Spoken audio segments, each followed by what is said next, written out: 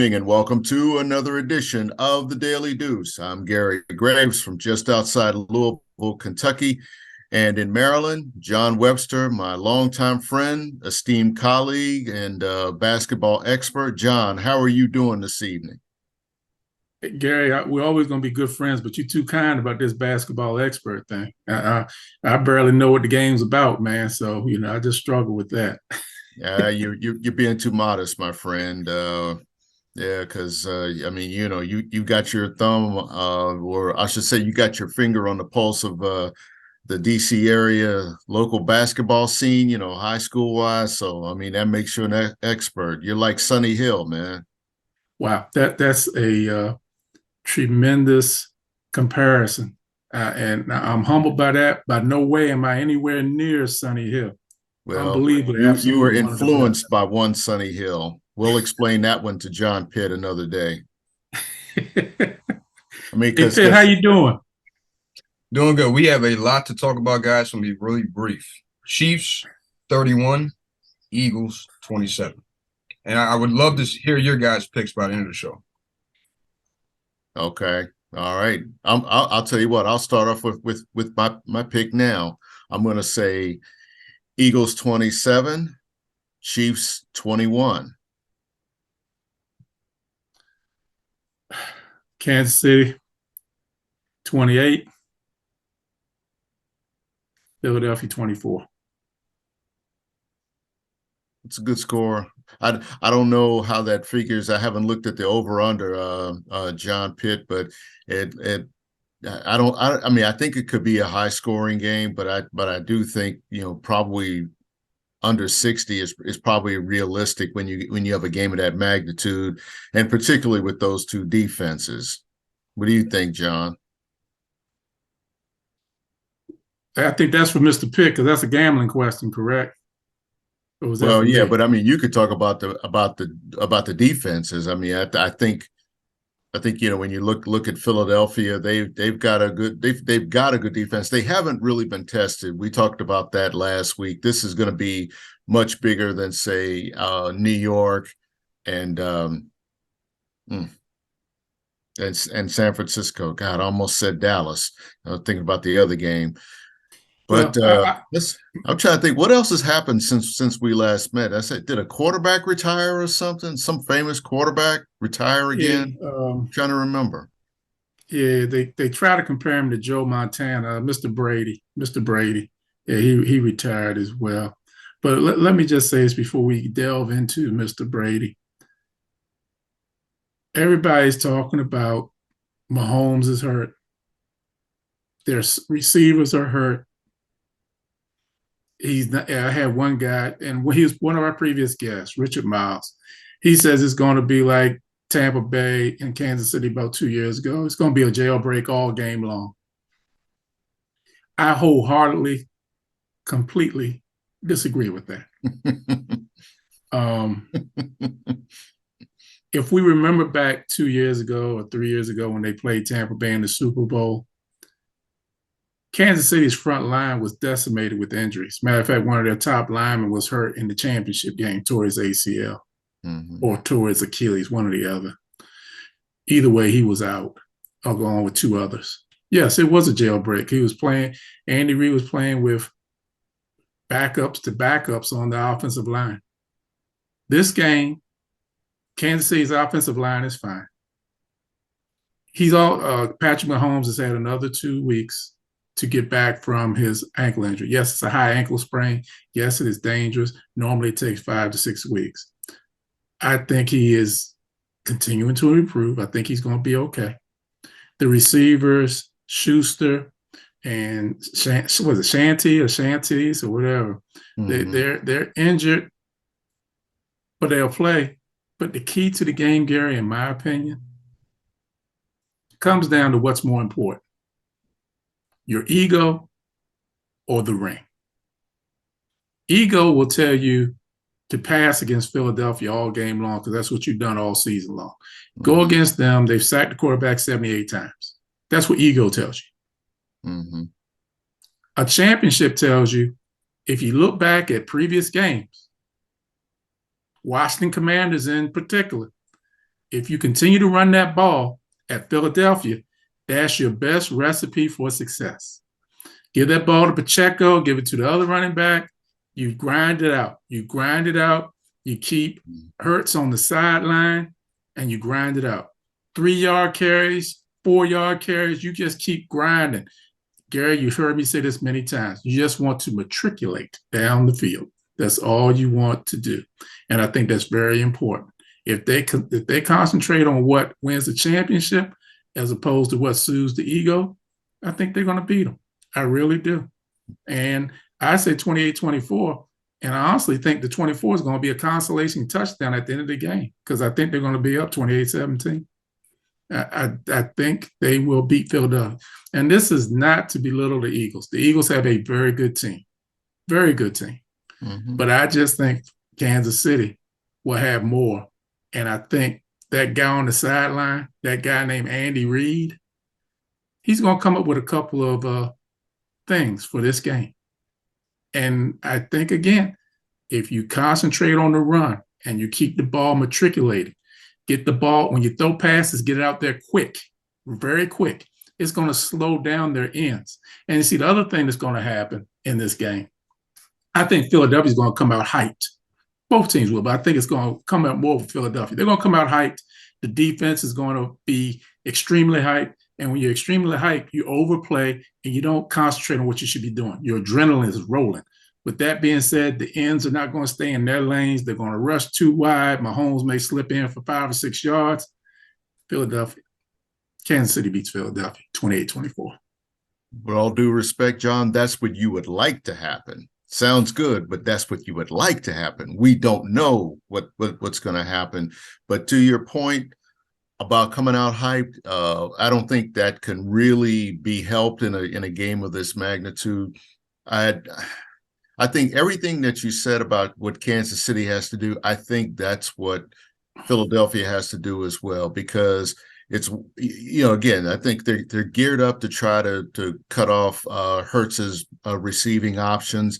And that's where I think, you do need to play a power smash mouth game if you really want to win. Control the line of scrimmage. That is always the big thing, to pull another thing out, what you said about the Commanders and one Joe Gibbs. That was his thing. Control the line of scrimmage, use your big guys up front, really kind of wear down Kansas City's front, and really just you have to protect Hurts by giving him an option. I mean, by taking some of the pressure off of him. I think he's up to it.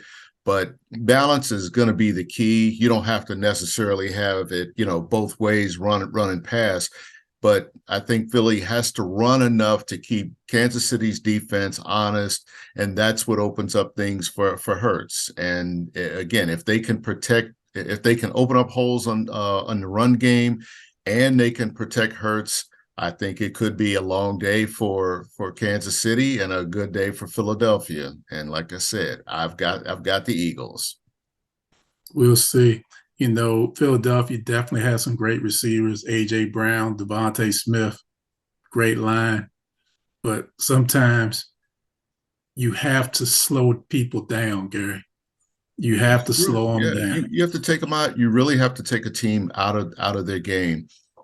As far as Andy Reid is the X factor, and I say that because he's a huge factor. But I think all things being equal, John, where it comes down to coaching and Andy Reid, he's already got a Hall of Fame resume. He's already got a Super Bowl, and he's got this team in the Super Bowl for the third time in 4 or 5 years here. So. I think we were talking once about, is it the players or is it the system? I think in the case of Andy Reid with Patrick Mahomes, it's a combination of both. But in terms of their offensive success, you've got to give credit to what Andy Reid has really built there, despite losing key players to free agency and trades. We're not even talking about Tyreek Hill anymore. We are, but not with that team. They didn't miss a beat.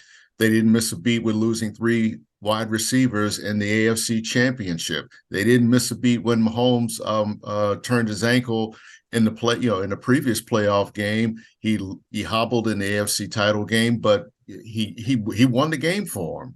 Even with that hit out of bounds, he put his body out there. All those things that you said about injuries and hurts, all that stuff goes out of the window because of the ring. If you want that ring, you got the whole offseason to heal. And that's the thing I think it's going to matter more than anything with these guys, with both teams.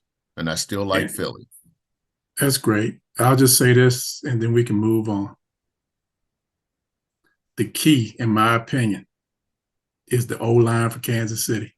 If you keep that guy number 15 upright, protected, and clean, it's going to be a long day for somebody.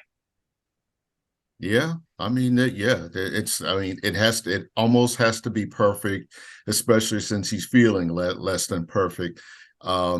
He can extend the play, but you don't really want your quarterback having to do that all day long. So yeah, they've got to protect him, and if they do that and give him time to find receivers, the results have shown. So. Again, I think it's going to be a pretty tight game. I do think it's going to be a fourth quarter game. I don't think this thing is going to be decided in 3 quarters. Nobody's going to blow anybody out unless there's a major injury, knock on wood for both teams. Let's talk about Tom Brady's retirement, his official retirement now, John. I guess we were talking after the show about GOAT talk and then that kind of thing. I think we were all trading messages on our top quarterbacks. I basically have made clear who I think my greatest NFL player is and has been for a number of years, and that's Jim Brown. But Tom Brady, I tell you, he is definitely in the top 3. And that's the reason why I'm saying that is 7 Super Bowls in an era of free agency, in a long era of free agency, and he's done it with 2 teams. For him to be able to do that, forget the way that his career ended with a loss, but 7 Super Bowls speak for themselves. And with all due respect to Joe Montana, who I love, Johnny Unitas, who I love, Dan Marino, who I love, never got the ring, but is still one of the greatest. That a guy that again that's got 7 rings, and again he's led two teams to the promised land. And again, over 20 some years, the longevity too. That's something I think that really puts him up there. As for Jim Brown, he was the power dominant player of his era. It was a very short one, 9 years, but he ran for 12,000 yards over 9 years. He made his own yards. He didn't have a huge offensive line blocking for him like a certain running back who is the top running, has all the yards. I'm not going to mention any names because I don't want anybody cussing on this show. But anyway, and again, I put that other back in that top 5 as well. That's that's what I'm giving him his due. But Tom Brady, in terms of greatest quarterback, I think that's what you have to look at. Gary, you said a whole lot there. I'll start off with the That's easiest your boy one. too, man. I'll start off with the easiest one, Jim Brown. Hands down, greatest running back, probably one of the greatest players of all time. You mentioned, his line. Hell, he was bigger than his offensive line. I mean, he was Jim Brown. He was unbelievable, and he's just simply one of the best. I know you mentioned, or you didn't mention, number 22 from down south in Texas. He's very good, but he is not Jim Brown. With that being said, let me move on over to Tom Brady.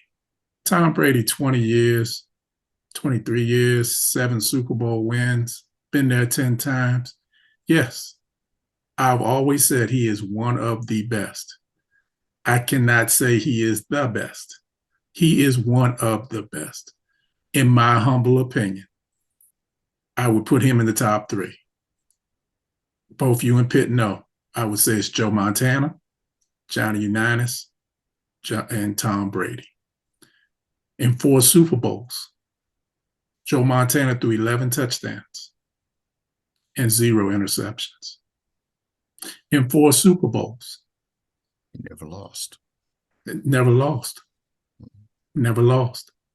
I'm going to tell you this, and I mean no harm, and I have to watch how I say it because I don't want it to come across as if I'm denigrating or disrespecting Tom Brady. Tom Brady is absolutely, positively one of the best. Man, we're talking about 3 great players on Mount Rushmore right here. But I'll say this to you. At the end of the game, I want Joe Montana to lead my drive. I want Joe Montana to take me down the field. I'm sorry. I want Joe Montana to take me. John, I can't really argue with you, but looking at Brady direct fourth quarter comebacks, and again, this was your quarterback in New England. And don't get me wrong. Don't get me wrong. Mm-hmm. Got to keep stressing it. I love Tom Brady. Oh, I know you do. I think he is one of the best. I think he might be the most clutch quarterback that I've ever seen, bar none. There was Gary, you just as old as me.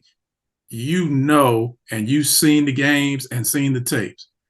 Joe Montana was clutch. Yeah, and I'll go back. You make a good argument. You really do. I'll go back even further. I didn't even make an argument for Johnny U, but you've seen Johnny U.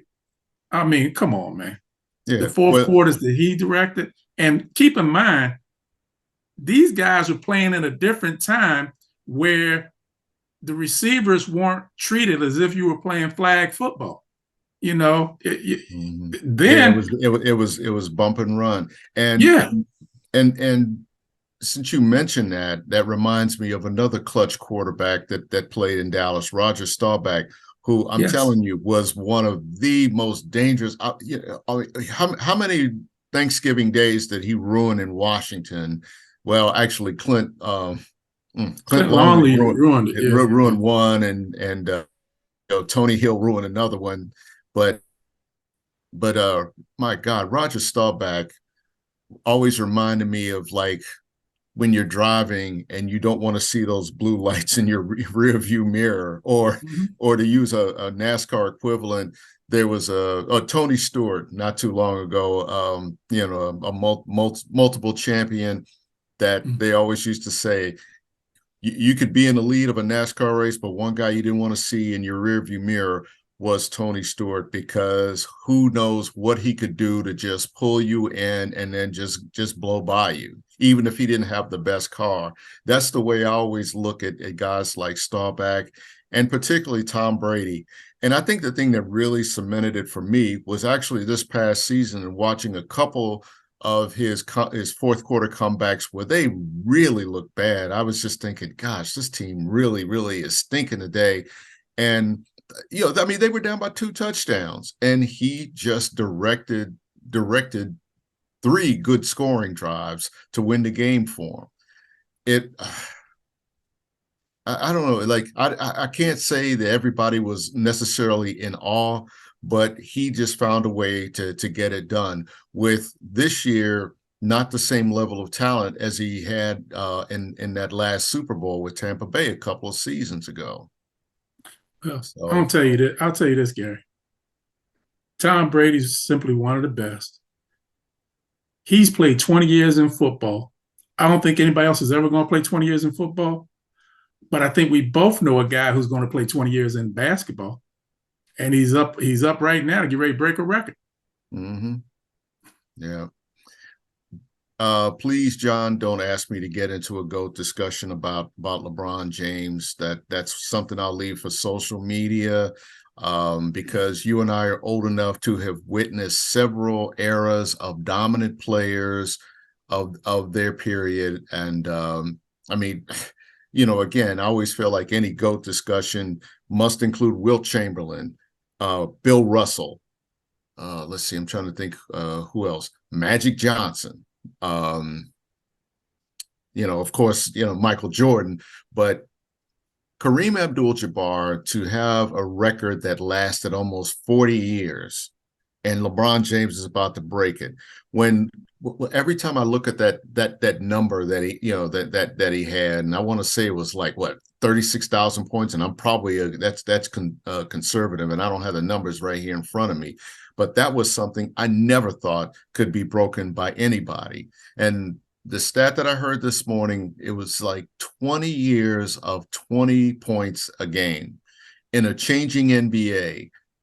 That's impressive. And I mean, you're talking about a record that just I didn't think would be broken, much like Hank Aaron, much the same way like Babe Ruth before him. Every record they say is made to be broken, and here we are. And in another year or so, maybe less, we could be talking about the same thing with hockey and Alex Ovechkin going after Wayne Gretzky.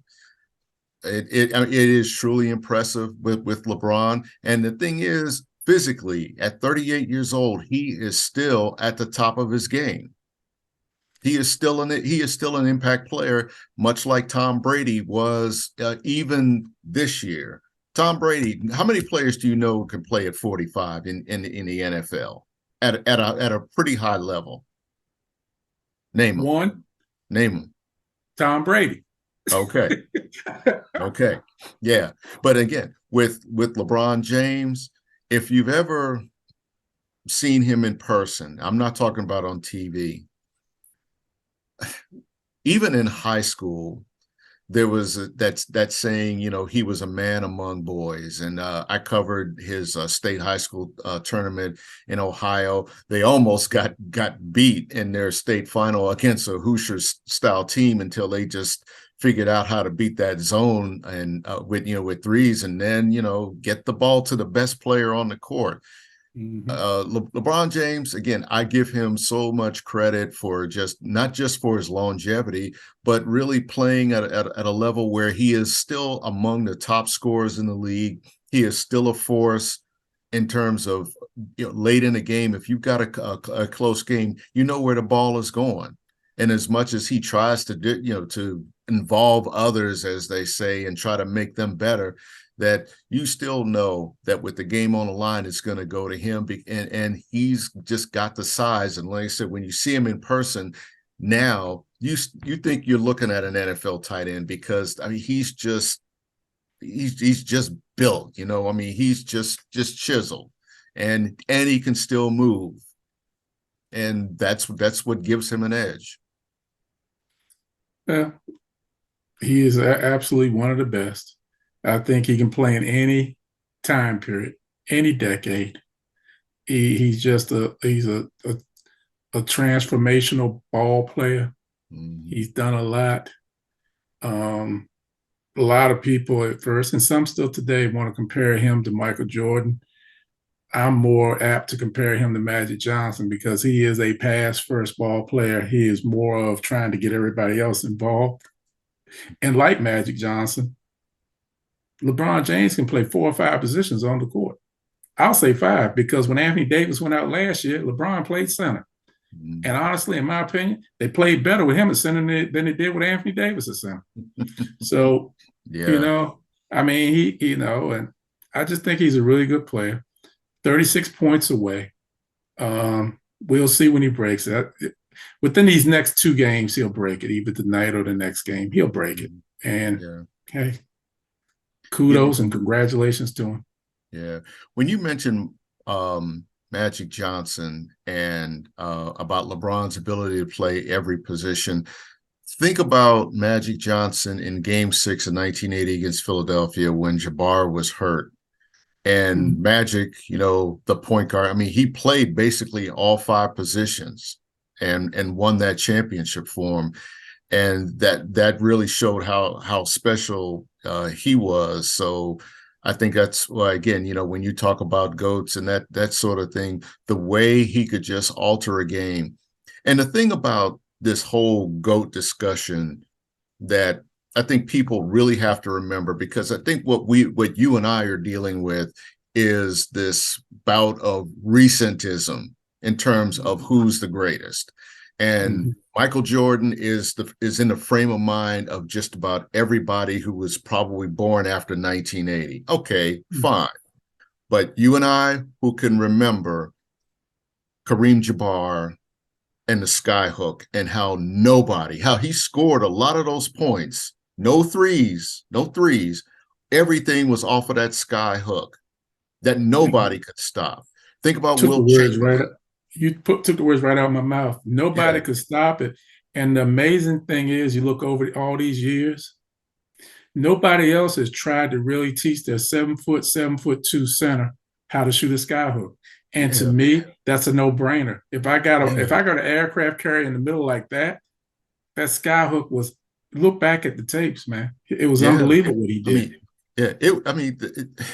That shot was just unstoppable, and it's like one of those things where it's like it's coming, but you still can't stop it. Only thing you have to do is just hope he misses, and that you're there to rebound it. That didn't happen a whole lot of times either. I think his make percentage is up there as well, which just shows just how dominant he was from.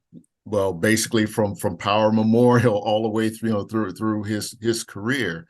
And the thing about Magic Johnson, that he took a secondary Jabbar rather took a secondary role to Johnson, and he still thrived, and he was still a dominant force. Yeah, he had a whole lot around him. There are too many names, but again, for my money, you have to include Jabbar in any GOAT discussion. And my criteria for talking about any kind of GOAT is, could this player play in any era? And could any of those players play in a later era or previous era? And because you really can't compare them, the game has changed. There are more teams. The rules have changed, but could any of those players have played before or after as the game changed or as it was developing? My answer is, if you're good enough, of course you can. It might have been more physical in the 60s and 70s, particularly in the 70s. And I have to include Bob Lanier in that discussion too, because think about what Jabbar said in Airplane about, you drag Bob Lanier up and down the court for 48 minutes and see how that feels. That sort of thing. I have no doubt that Bird, Magic, MJ could have played in a previous era. I also have no doubt that Russell, Mikan, Chamberlain, Unseld, Hayes could have played in later eras, especially Unseld, because he was Jabbar's biggest nightmare, even though Jabbar had 6-7 inches on him. Good people. I have no qualms with your analysis, none at all. Yeah. Well, before we wrap up, let's go down a level to the NCAA. Purdue got beat at Indiana, but yet they're number one. Kansas held off Texas last night. I think, Yep. 88-80. Yep. Yeah, but Texas is still running the show in the Big 12. In fact, you're still looking at a dogfight in the Big 12 between Kansas State, Texas, Iowa State, and there's probably another one that and Baylor, the champion from 2 years ago. Forget about the ACC. Definitely forget about the SEC. Basketball, the best basketball in this country right now, is being played in the Big 12, and I still think it is so wide open that even after losing 3 in a row recently, Kansas is still a force and still could be, playing in the Final Four, come April. Your thoughts? We're going to have to see. Kansas, I think, is having this is not one of his best teams, Bill Self's best teams. No. And when you watch them, then they're not as good. The Big 12 is good. I would also say the SEC is really tough. Alabama, Tennessee, Auburn, they're really tough. Matter of fact, Auburn took a really hard loss Saturday to Tennessee. Last shot of the game, they didn't call a foul. It was a 3-point shot. They lose 46-43. Questionable call. Mm-hmm. It could go either way, so hard. But I think out in the Big 12, Texas is doing things. I don't think Baylor is they're good, but they're not national championship good. I think, Iowa State is really tough there. Texas is really tough. In the Big Ten, Purdue is really good. Indiana's good. Your alma mater is really surprising a lot of people. Maryland's playing really good ball. Yeah. Michigan State, you never can put dirt over them and bury them. Tom Izzo is always going to find a way to get them wherever they need to get to. The NCAA tournament is going to be very interesting. The ACC, you got Miami. Excuse me. You got Miami, who really played an interesting game last night against Duke. You remember one of our former guests, Coach Tav Hickman. He had a post on Facebook last night. He said he was confused. Is Miami playing Duke's JV? He just didn't know what was going on there because they were beating them that bad, Gary. It was rough.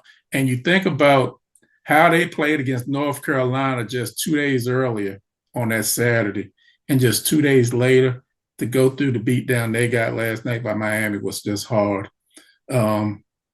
Miami's tough there. Clemson is tough there. Virginia Tech is playing good ball. You cannot write. You cannot write off.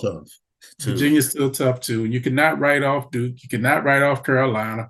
They're going to find a way to turn a corner. NC State's having a good year this year, like 25th in the nation right now. They just got back in. At the end of the day, I still see somebody coming out the SEC. That team out the far west, not in the Big 12, not in the Pac-12. That team sitting out there in the WCC, the West Coast Conference, Gonzaga. They're going to find a way to make a move. Yes, I said it, Gary. They're going to find a way to make a move. John, you just reminded me that, Gonzaga is still in there, even though, by their standards, they've had a down year. And that's what I was like, man, with all the talk about the Power Five, we forgot about the Power Five plus one. And that conference is tough. That conference is tough this year. Yeah. Gonzaga took a loss. Gonzaga took a loss last week into St. Mary's. And St. Mary's is always tough against Gonzaga. And St. Mary's has a very good team this year. Very good. So St. Mary's is a team that really that scares me. I keep want to say was not San Diego State, but that might not even be the same conference because I think they're they might be the American. I'm trying to remember now. But St. Mary's, John, you make a great point about the WCC that escapes most people's familiarity. We can't forget the women. South Carolina is still South Carolina. They're still number one. They beat Con.